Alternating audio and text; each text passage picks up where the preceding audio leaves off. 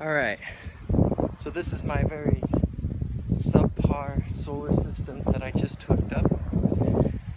I went about things like the ghetto way or the redneck way or the man of ignorance who has no idea what he's doing and is lazy and has minimal materials type of way.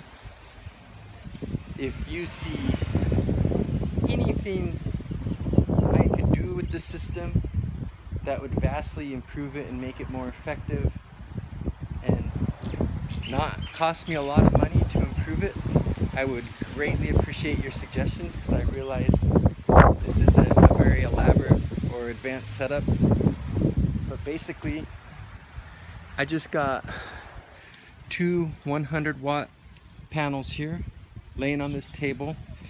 They're slightly elevated so that the wires can come out. You can see, if I could show this, the sun's gonna mess with my theme, but the sun's like coming down like this. So the angle's not perfect, but it's close. They're getting really good sun during peak time.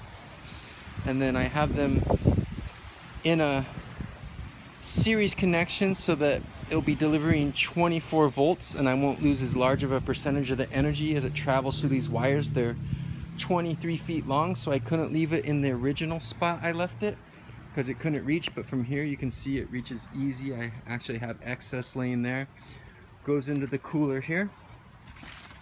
This is a really mess. This is where I could probably use a lot of suggestions. I couldn't find what I wanted, so I just used normal jumper cables to connect these two batteries in a parallel circuit. That way it will only deliver a 12-volt current to my little charge inverter, which is supposed to direct 12-volt DC current to 110 AC current, which is like a normal plug outlet. So that will give them longer storage. So that's good. The charge controller is definitely not in an ideal spot, but at least it won't be in the rain. And with this lid, it doesn't shut all the way, so there will be minimal air and ventilation, but it won't be sealed off. So obviously there's a lot more wires in here than I would like. So then my little power inverter just has like little jumper cable things that connect to the terminals, and I'm just gonna get an extension cord and run it out to here, because this is something where I can decide where things are when I'm dealing with them. If the weather's really bad and I don't want to risk wrecking it, I can just leave it in peace. But yeah, basically I can bring that here. The Nissan Leaf is a big power draw to charge that battery, so people have mentioned that my little cheap power inverter may not be nearly enough to hold the load, and they're probably correct. I'm going to experiment with it, see if it's overheating, seeing if it's getting damaged or shorted out, and if it can't work, I'll try to use it for other things until I can get a better inverter. But I didn't really want a nice one because they're over $100, and I don't really have a place to install it. Like right now with this cheaper one, I don't mind having the kind of setup I have at the moment, but if I had a nicer one, I would kind of like a nicer place to set it. So one thing you could do, the cables that connect the charge controller to the battery were also about 23 feet long, and as you could see, my charge controller was right next to my batteries. So if you had to put your solar panels further away from where your charge controller was going to be, you could use the excess wire you had on that and kind of splice it together, or you could just go and buy a longer wire, whatever you have to do. But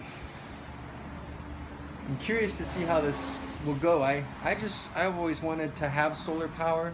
It's obviously not enough to do anything, but if my goal could work, I could be throwing about another day and a half of range on my car each week.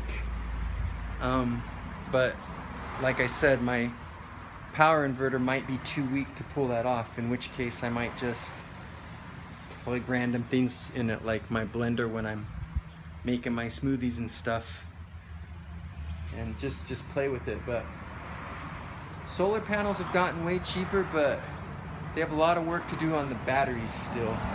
At this point, that would be the biggest thing I would think holding people back on kind of creating their own systems. You could find cheap batteries like I see some of the people online have managed to do, then you could kind of do a cool little solar system, because like I said, the panels are way more reasonable. I'll put a link in the description to this setup I got, because it was two 100-watt panels with the charge controller, and it had like 23-foot long connection cables to go from the solar panels to the charge controller, as well as 23 feet connection cables to go from the charge controller to the battery. So you would still have to get the batteries and the power inverter, but that would be like half the system just buying that. So I'll put a link into what I got there. I think it was pretty cheap, like $300 or $400. So that's not bad for a little kilowatt system. But yeah, the batteries kill you, because my batteries are what knocked the price up so high. So anyway, that's how it is right now, and I'm definitely open to any constructive criticism, because I'm well aware of the fact that that's far from a perfect or ideal setup. I'm just doing my best with what limited knowledge I have. I'm experimenting, I'm learning, and class is basically in session right now. So if you have any constructive feedback to speed up the learning process, I'm very willing to receive it. Thank you very much.